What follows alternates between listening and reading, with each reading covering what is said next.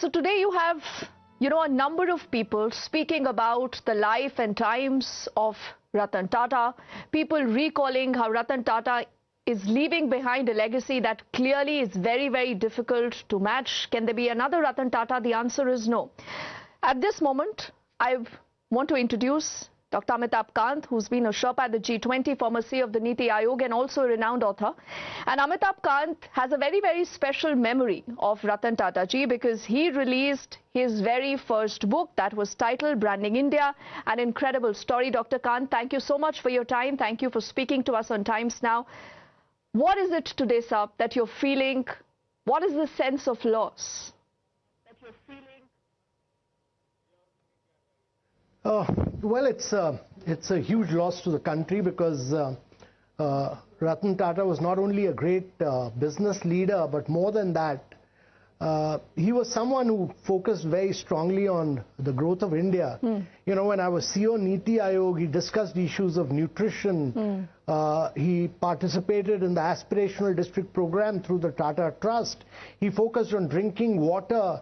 He encouraged the Startup India movement in a very big way by putting his own resources into many young startups and young entrepreneurs.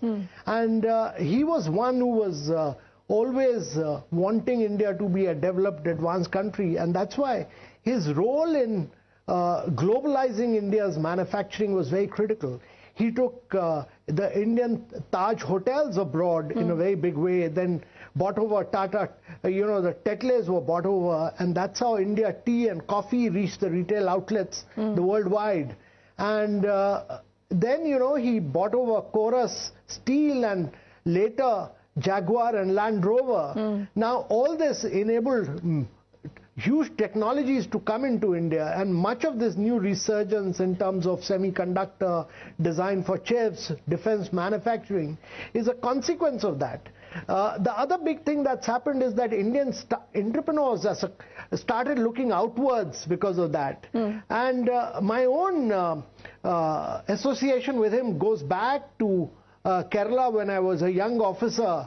I was in the tourism sector, and we had a joint venture with the Tata Group for six or seven hotels, and we started promoting and marketing Kerala as God's own country. And later, when I came to Government of India and did the Incredible India campaign, he was always very encouraging, always motivating me. And when I wrote my first book, Branding India, an incredible story, he was very happy to release it at the Taj Hotel, and he himself invited all the top Tata's chief executives to come for that. So I have had a very, very close association, and I think it's a huge loss of a phenomenal leader in India. And when you say that, Dr. Kant, what is that, I think, one strongest character about Ratan Tata that just stands out for you personally? There are so many things today, so many anecdotes that people are sharing, but that one most powerful anecdote, that one most powerful story that you would want to share with us.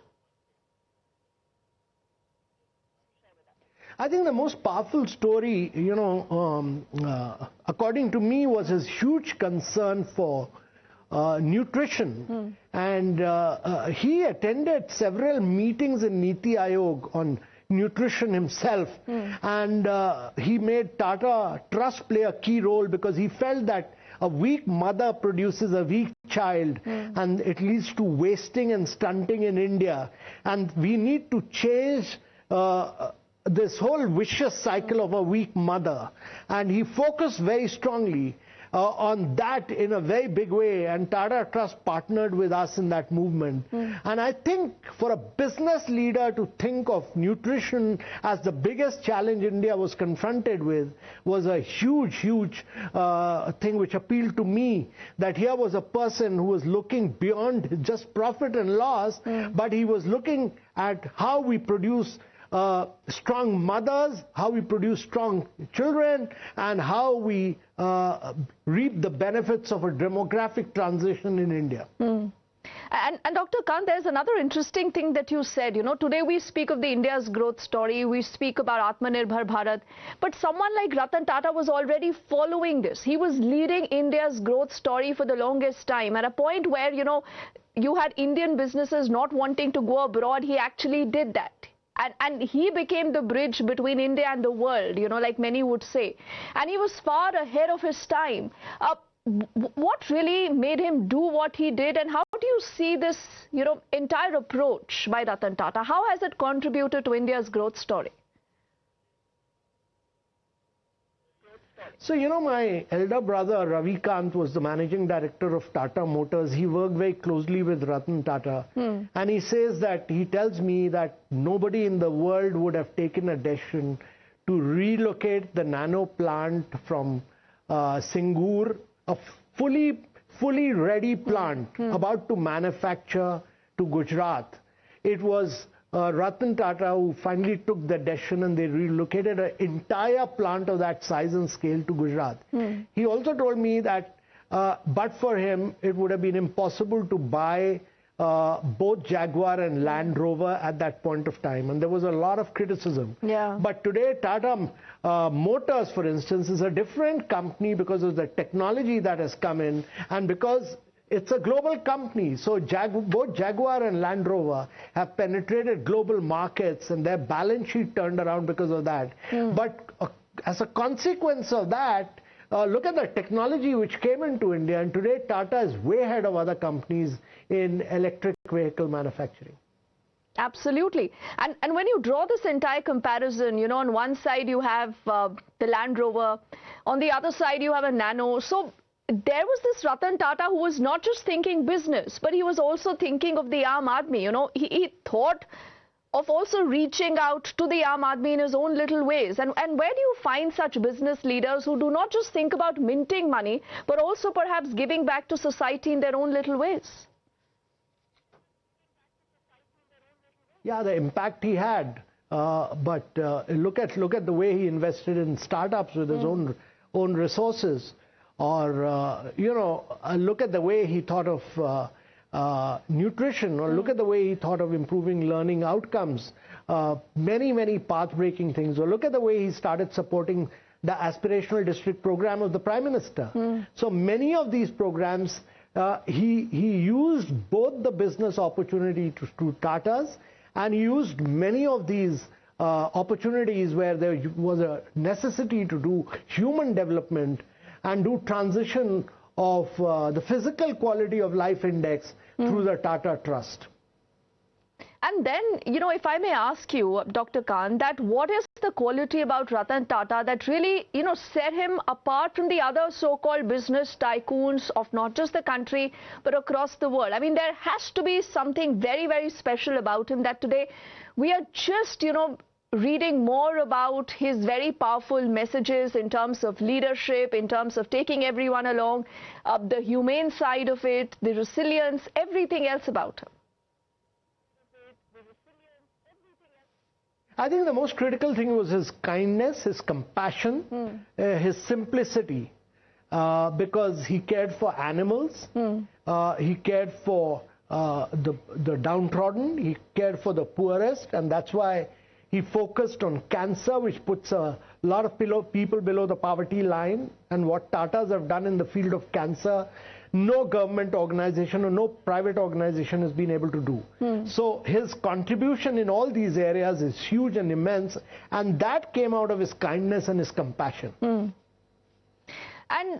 I think there is a little bit of Tata in everyone's home. This is exactly what we've been saying. So what is that about Ratan Tata, meeting him, conversing with him, speaking to him, being in the same boardroom perhaps like Ratan Tata, that has helped you also, Dr. Kant, personally? That is that one character that you might have imbibed from him, and you said, oh, this is fantastic, and if we do this in our lives, we can be better human beings.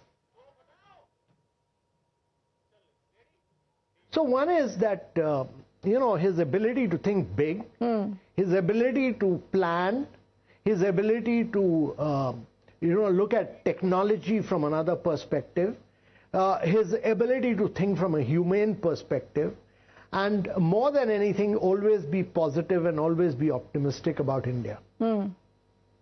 And all that does not come really easy. You are one of the lucky ones who's been with Ratan Tata, who spent a lot of time with him. He was there when you had released your very first book. Anything interesting about him that you believe is, something that we all must know that has not been talked about so much? Little things, his little habits, his little thoughts that you believe can touch everyone's life and make us better human beings today?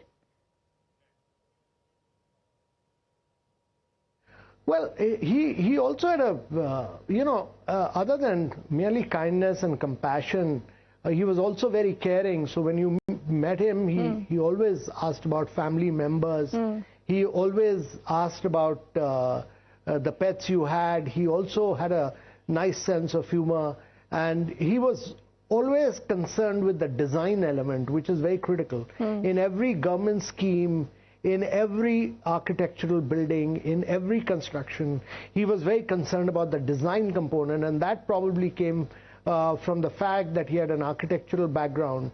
But design for him was very critical. Okay, and maybe a last question. When was the last time you possibly had the opportunity of meeting him or speaking to him? What was this, conversation all about? And, any interesting ideas that he had that you believe still are workable? Because earlier we were speaking to Pirooz Khambata and Dr. Niranjan Hiranandani, who also spoke about a trust for Parkinson's. And like you spoke about all his efforts for cancer. So, are there any unfinished dreams that you believe that we as a country should take forward and continue to script the India growth story, sir? I don't think we should spread too thin. We should just focus on his big thinking on cancer and nutrition. And these are two areas where we could make a huge difference. Then we are making population scale impact in India. And I think that those are the areas where Tata Trust should focus on and leave a lasting legacy for India through the Tata Trust. Cancer and nutrition are very critical issues for India, because that's what a lot of people go below poverty line because of that, and that'll make a huge difference to India. Yes, and my last question, what's the best tribute today for Ratan Tata? Well, the best tribute for us is to make India a developed country, and make India a developed country not merely in terms of GDP, but in providing happiness to the citizens of India. Very well said. I think it's always a pleasure. Dr. Kant speaking to you. Thank you so much for your time, for these very fascinating details that you've been able to share with us.